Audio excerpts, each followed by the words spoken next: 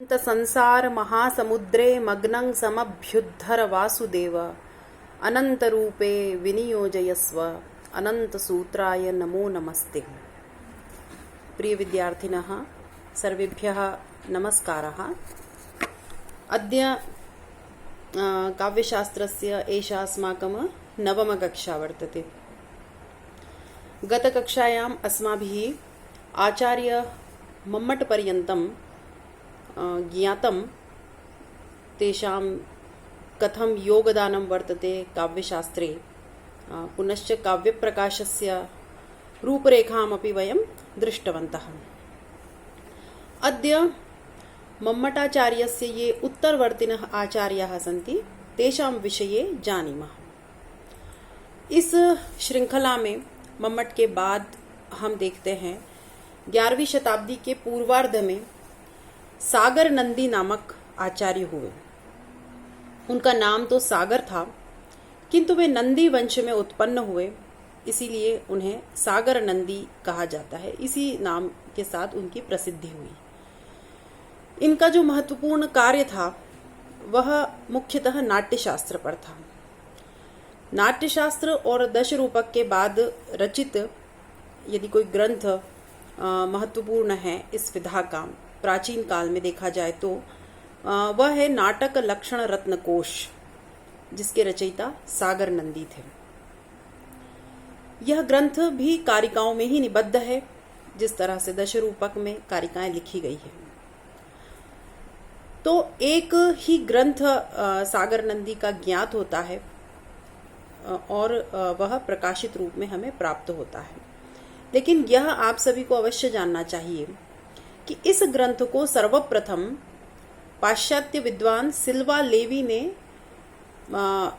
एक प्रकार से पहले तो इसका परिचय प्रकाशित करवाया और इसकी पांडुलिपि उन्हें प्राप्त हुई नेपाल में, और यह काल था 1922, मतलब आज से लगभग 98 वर्ष पूर्व। आप सोचिए कि 11वीं शताब्दी में कोई ग्रंथ लिखा गया और किस तरह की स्थितियां परिस्थितियां रही होगी भारत में कि वह कितने वर्षों के बाद प्रकाशित हो पाया, और वह भी विदेशी विद्वानों के सहयोग से। तो इस दृष्टि से भी हमें जागृत होने की आवश्यकता है। न जाने आज भी कितने ग्रंथ इस प्रतीक्षा में हैं। उसके बाद एम डिलन नामक एक विद्वान थे, वे भी पाश्चात्य विद्वान थे, और उन्होंने 1937 में लंदन से इस ग्रंथ को पूर्ण रूप से संपादित करते हुए प्रकाशित करवाया। तो इस तरह से यह एक विशिष्ट ग्रंथ है, नाटक लक्षण रत्नकोश। यह शोधार्थियों की दृष्टि से यह सब इतिहास जानना इस रूप में अधिक महत्वपूर्ण है कि प्रायः जो शोध कार्य करना चाहते हैं वे प्रसिद्ध ग्रंथों के विषय में ही चिंतन करते रहते हैं। लेकिन आप अभी कई दिनों से काव्यशास्त्र के इतिहास को पढ़ रहे हैं, सुन रहे हैं, तो आप यह देखिए कि कितने ऐसे अप्रकाशित और अप्रसिद्ध ग्रंथ हैं जिनके बारे में छात्र तो क्या, शिक्षक भी प्रायः नहीं जानते। तो यदि उस तरह के अप्रसिद्ध ग्रंथों पर सतत कोई कार्य होता है तो वे ग्रंथ भी प्रकाश में आएंगे और हर ग्रंथ में हमें कुछ न कुछ नया प्राप्त अवश्य होता है। तो चलिए अभी हम इतिहास की चर्चा को आगे बढ़ाते हैं। इनके बाद बात करते हैं राजानक रुय्यक की। यह जो राजानक उपाधि है, यह उपाधि आपने अभी अनेक आचार्यों के साथ सुनी, चाहे वे कुंतक हो, महिम भट्ट हो। तो यह जो उपाधि है यह विशेष रूप से कश्मीर के जो विद्वान थे उन्हें प्रदान की जाती थी और उस क्षेत्र में यह उपाधि प्रसिद्ध थी। तो राजानक रुय्यक की प्रसिद्धि भी इस उपाधि के साथ में है। रुय्यक का नाम कहीं कहीं रुचक भी प्राप्त होता है। तो रुय्यक और रुचक दोनों ही नामों से इनकी प्रसिद्धि है। इन्होंने कई महत्वपूर्ण ग्रंथों और टीकाओं की रचना की। पिछली कक्षाओं में आप लोगों ने अलंकार सर्वस्व नामक ग्रंथ की चर्चा सुनी ही है। उसके रचयिता रुय्यक ही थे। यह ग्रंथ अलंकार शास्त्र का एक अत्यंत ही प्रामाणिक ग्रंथ कहा जाता है। इसमें विकल्प और विचित्र ये दो नूतन अलंकार कहे गए हैं जिन्हें की पूर्ववर्ती आचार्यों ने प्रकाशित नहीं किया था। इस ग्रंथ में रुय्यक ने पूर्ववर्ती आचार्यों के सिद्धांतों की विद्वत्तापूर्ण समीक्षा की है। यह ज्ञातव्य है कि साहित्य शास्त्र के जो रस, ध्वनि आदि संप्रदायों के बारे में हमने गत कक्षा में पढ़ा था और हमने देखा कि किस तरह से काव्यशास्त्र के ग्रंथों को, काव्यशास्त्र के प्राचीन आचार्यों को हम कुछ संप्रदायों में विभक्त करके देखते हैं। तो यह आप सभी छात्रों को ज्ञात होना चाहिए कि इस तरह का विभाजन करने वाला यदि कोई ग्रंथ या कोई आचार्य प्रप्रथमम जो दृष्टिगोचर हुआ वे रुय्यक ही थे। अर्थात रुय्यक ने अपने इस ग्रंथ में इस तरह के संप्रदायों का संकेत दिया और इनके अलंकार सर्वस्व पर जब समुद्रबंध ने एक टीका लिखी, बड़ी प्रसिद्ध वह टीका हुई और लगभग 13वीं शताब्दी में यह टीका लिखी गई, तो उन्होंने इस टीका में इस तथ्य को पूर्णतः स्पष्ट किया और वहां उद्भट आदि आचार्यों को अलंकार संप्रदाय से संबद्ध किया, कुंतक आदि को वक्रोक्ति से, और इस तरह से उन्होंने गुण, रीति आदि संप्रदाय के बारे में वहां पर चर्चा की। तो यह इनका एक महत्वपूर्ण अवदान कहा जाता है। समुद्रबंध मूलतः दक्षिण प्रदेश के थे। तो देखिए, कश्मीर में कोई कृति लिखी गई और उस पर टीकाएं दक्षिण के विद्वान कर रहे हैं, तो किस तरह की एक अद्भुत परंपरा इस भारत भूमि में विद्यमान थी। और देखिए कि विद्या के केंद्र पूर्ण भारत में प्रसृत थे। इस अलंकार सर्वस्व ग्रंथ पर अन्य टीकाएं भी प्राप्त होती है, किंतु सर्वाधिक जो प्रसिद्ध हुई वह समुद्रबंध की टीका है। जयरथ नामक विद्वान ने इस पर विमर्शिनी टीका लिखी। विद्याधर चक्रवर्ती ने अलंकार संजीवनी या सर्वस्व संजीवनी नाम से भी एक टीका लिखी। अलग नाम के भी कोई आचार्य हुए हैं जिन्होंने अलंकार सर्वस्व ग्रंथ पर किसी टीका का प्रणयन किया, किंतु वह टीका प्राप्त नहीं होती है। रुय्यक ने और भी ग्रंथ लिखे जो कि प्रसिद्ध हैं और उनमें से कुछ उपलब्ध होते हैं, कुछ प्राप्त नहीं होते हैं। तो जो सहृदय लीला नामक उनका ग्रंथ है वह भी अपने आप में विशिष्ट है। अब जैसे अलंकार सर्वस्व ग्रंथ को छात्र जानते हैं, उसका दर्शन भी छात्रों के द्वारा किया गया है, किंतु जैसे ये कुछ अप्रसिद्ध ग्रंथ है सहृदय लीला, अब यह एक विशेष प्रकार का ग्रंथ है कि इसमें स्त्रियों के जो सौंदर्य प्रसाधन और अलंकार होते हैं उनसे संबंधित यह पूरा काव्य लिखा गया है। यह अपूर्ण ही प्राप्त होता है, किंतु यह प्रकाशित है। तो हमें कम से कम इन ग्रंथों के दर्शन अपने इस जीवन में अवश्य करना चाहिए। इसके अलावा रुय्यक का जो महत्वपूर्ण कार्य था वह था काव्य प्रकाश की टीका। इनकी टीका का नाम काव्य प्रकाश संकेत टीका है। संकेत टीका जो सबसे प्राचीन टीका है वह भी काव्य प्रकाश पे प्राप्त होती है और रुय्यक द्वारा लिखी गई टीका का नाम भी संकेत टीका है। व्यक्ति विवेक ग्रंथ की टीका भी इन्होंने लिखी और उसके अतिरिक्त अलंकार मंजरी, साहित्य मीमांसा आदि ग्रंथ भी इनके द्वारा लिखे गए और वे उपलब्ध होते हैं। किंतु अलंकार अनुसारिणी, अलंकार वार्तिक, नाटक मीमांसा आदि ग्रंथ का उल्लेख तो हमें प्राप्त होता है जो जयरथ ने विमर्शिनी टीका लिखी है उसमें, किंतु ये ग्रंथ उपलब्ध नहीं है। रुय्यक के प्रसिद्ध शिष्य हुए मंखक, जिन्होंने श्रीकंठ चरित लिखा। तो इस तरह से रुय्यक के संबंध में हमने पर्याप्त सूचनाएं प्राप्त की। अब हम इनके आगे चलते हैं और आचार्यों की इस परंपरा पर दृष्टिपात करते हैं। अब क्रम प्राप्त होता है जैनाचार्यों का। हेमचंद्र नामक एक आचार्य हुए। काव्यशास्त्र के इतिहास में जैन आचार्यों की भी एक समृद्ध परंपरा रही। उनमें हेमचंद्र का नाम शीर्ष पर हम है ऐसा कह सकते हैं। धुंधुक नामक ग्राम में लगभग 1028 ईस्वी में मौढ़ वंश में इनका जन्म हुआ। इनके पिता का नाम चाचिग था और इनकी माता पाहिणी थी।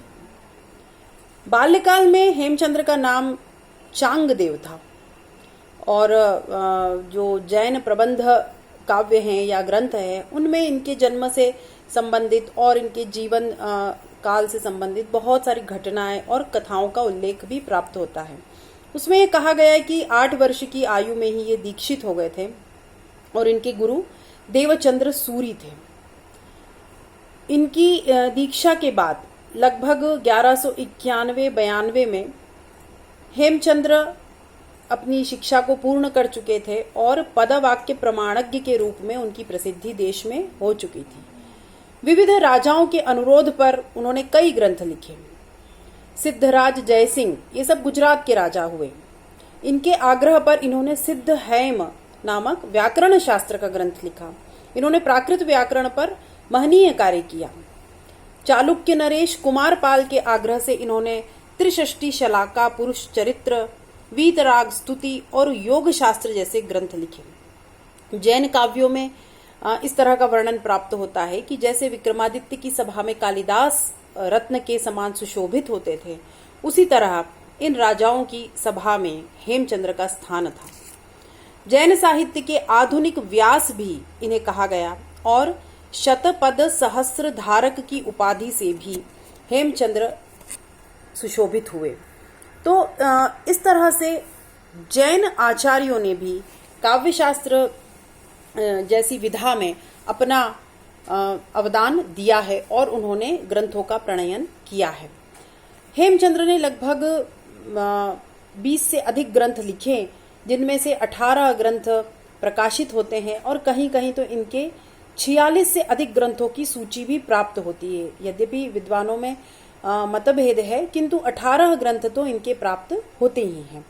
साहित्य शास्त्र की दृष्टि से जब हम देखते हैं तो काव्यानुशासन जो ग्रंथ है वह इनका अति प्रसिद्ध ग्रंथ हुआ।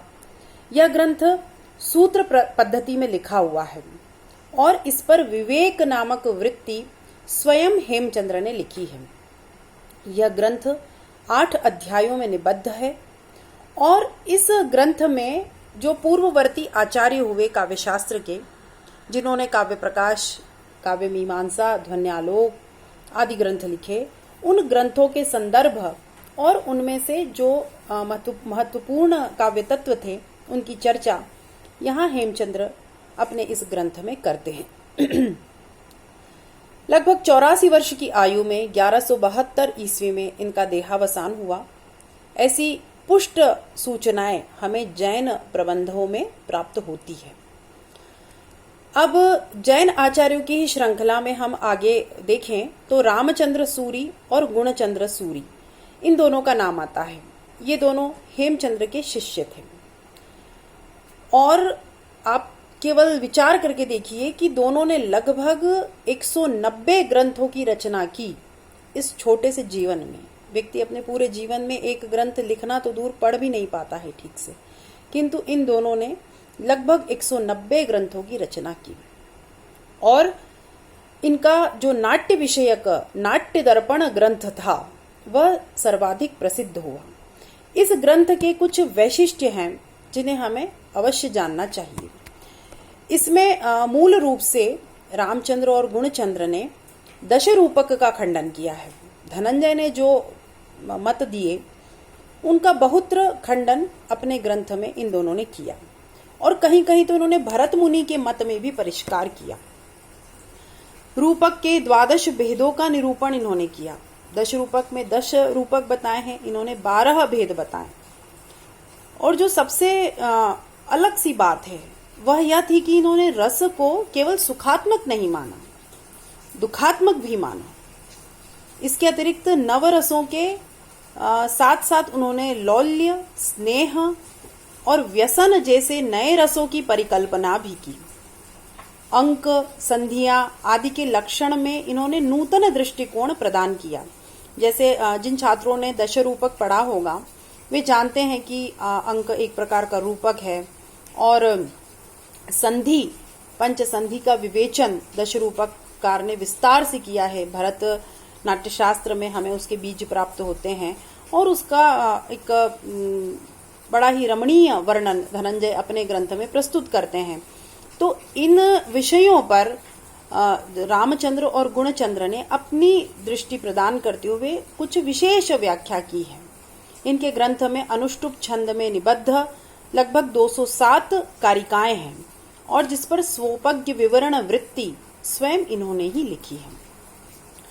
इन दोनों आचार्यों में से रामचंद्र सूरी अधिक प्रतिभावान थे और अधिकतर जो ग्रंथ है उनकी रचना उन्होंने ही की। गुणचंद्र सूरी ने उसमें अपनी सहायता प्रदान की, ऐसा विद्वान मानते हैं और जैन ग्रंथों में इसके उल्लेख भी प्राप्त होते हैं।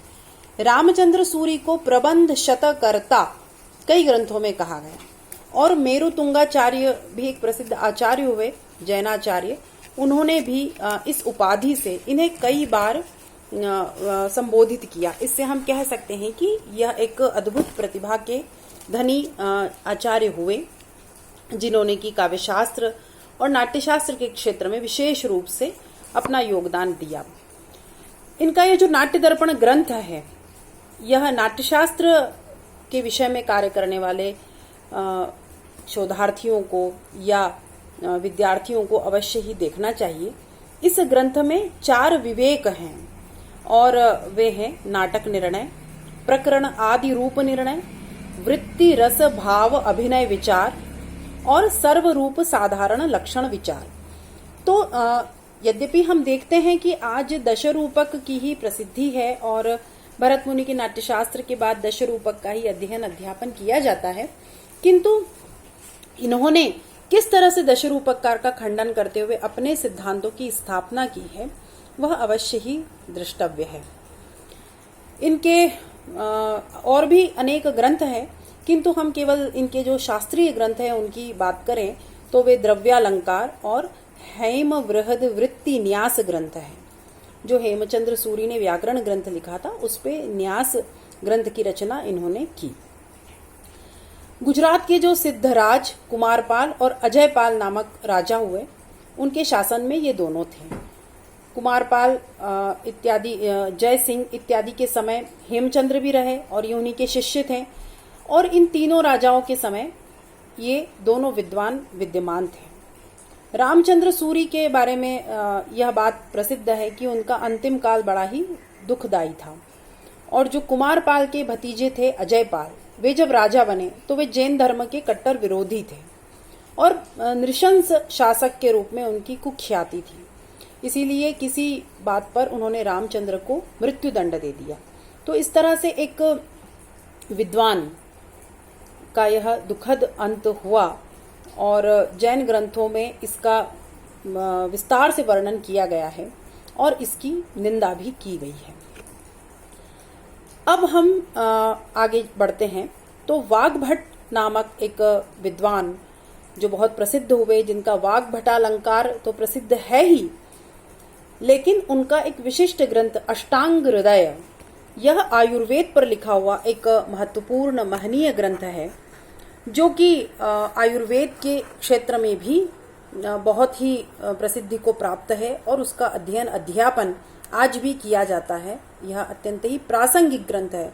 तो आप यह भी सोचिए कि कैसे विद्वान रहे होंगे, कहाँ काव्यशास्त्र, कहाँ काव्यों का लेखन, कहाँ अलंकार और छंद की चर्चा और कहाँ योग शास्त्र और आयुर्वेद की चर्चा। किंतु ऐसे अद्भुत विद्वानों की जो उर्वर स्थली के रूप में यदि कोई भूमि हो सकती है तो वह भारत भूमि ही हो सकती है।